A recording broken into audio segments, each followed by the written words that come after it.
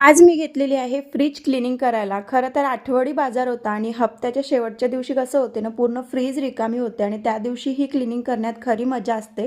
तर सगळ्यात आधी मी स्विच बंद करून टाकलं, जेणेकरून कुठलीच आपल्याला हानी होऊ नये. नंतर एक स्वच्छ कपडा असा पुसून खरडून घेतला आणि मग त्याने सगळं जे काही डाग आहे ते मी पुसून घेत आहे.